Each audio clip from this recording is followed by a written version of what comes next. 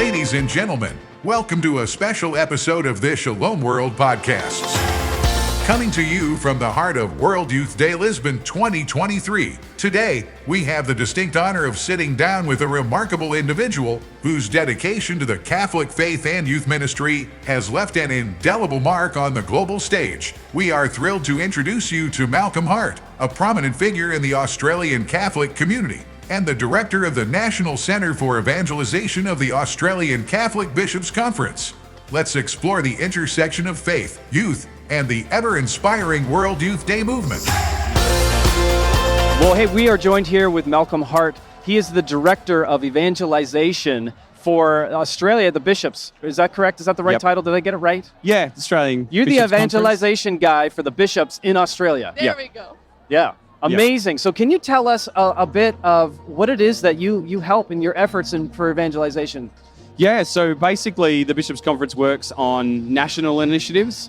So it doesn't necessarily do direct ministry, but we focus on building networks, sharing resources, and running initiatives which really try to give those mountaintop experiences, whether it be for young people or adults or particular ministry areas. Oh, that's awesome. So collaborating with people across Australia to equip them to network, to work together, seeing what works so that you can to help people encounter the Lord. Right? Yeah, absolutely. So, you know, evangelization is not about one person, it's about the whole church working together. So what we try and do is find where the Spirit is working around Australia and highlight that.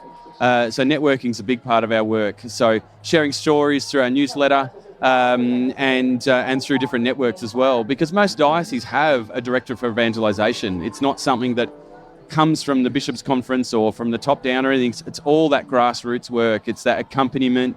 It's the Spirit working in people's lives. Yeah. So we want to share those stories where it's working and encourage other people to take risks and become evangelizers everywhere around the country. Well, that's what I was going to ask in regards to faith in Australia. How is the faith in Australia, and what have you seen work in regards to evangelization and reaching the people of your country?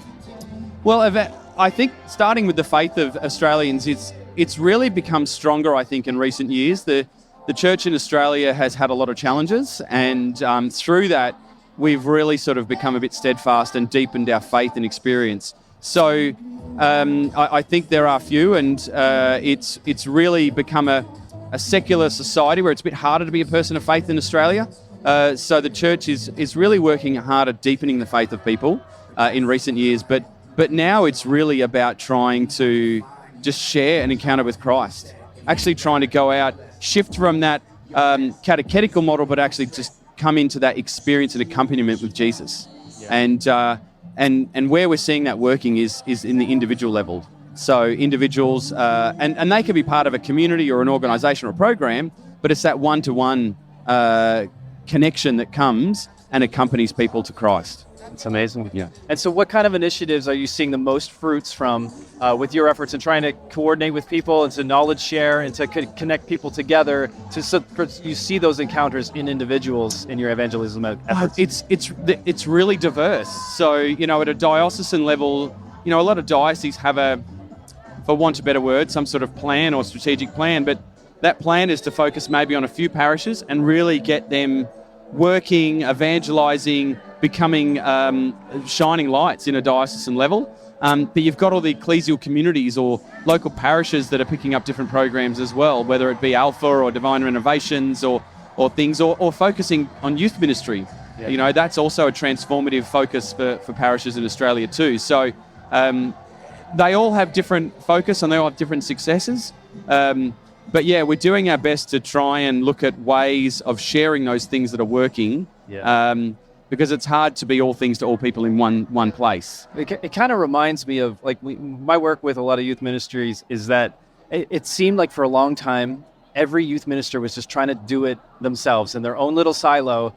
And then there was this kind of awakening, this idea of thought like, well, hey, maybe we don't have to do this alone. You know, like maybe we could share and come together and learn from one another, be the church, right? And I think that's a sentiment that we're hearing from Pope Francis here in this gathering on World Youth Day, right? As he has really invited people to be welcomed, to be part of community, and not only that, but also to serve and leading that into evangelization, to go and make disciples. Yeah, absolutely. I think there's a routine that happens around the world in many different countries, and World Youth Day is part of that routine. And I don't use the routine as a lazy perspective, but really a cycle. A World Youth Day year, a year an event for young people, and a year an event for youth ministers. We need to get our youth ministers together to support each other and nurture them so that they can be there for our young people. But we need these mountaintop experiences for young people as well, for them to see that they're not alone, not just in their own country, but globally.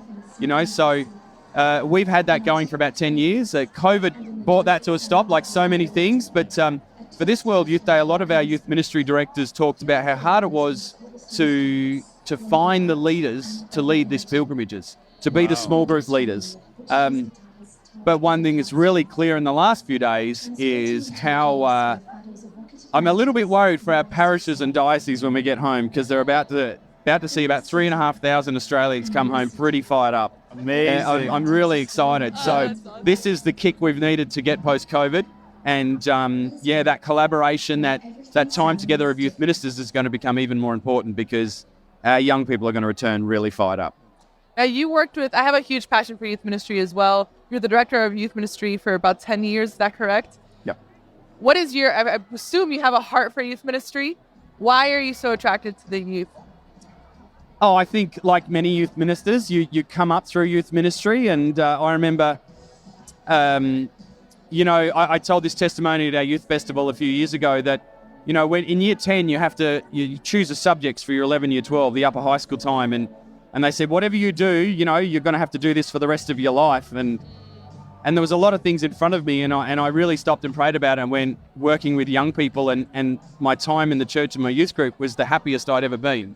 And I went, this is what I want to do for the rest of my life. So and it was I really considered a vocation. That's where I want to be. And now working in evangelization, I'm working with that generation of young people as adults now, and a lot of our directors of youth ministry in the last 10 years, and our chancellors or director of mission or directors of evangelization, they've grown into these roles. And through their time at World Youth Day too, I was saying to someone today that, the time that a youth minister and young people spend with a bishop at World Youth Day for us is about 2 weeks.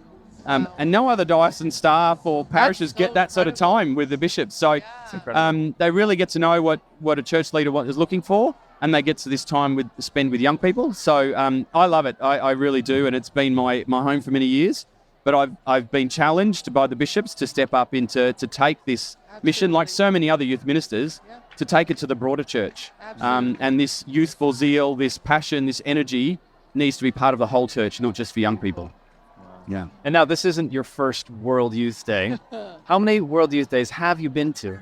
So this is my 10th World Youth Day. So just so we can tally it up, you've been to more than half of the World Youth Days that have happened. Yeah. Like, since Paris in 97. That's amazing. Yeah. Wow. And how have you seen the fruits of participating in a World Youth Day event in your own life?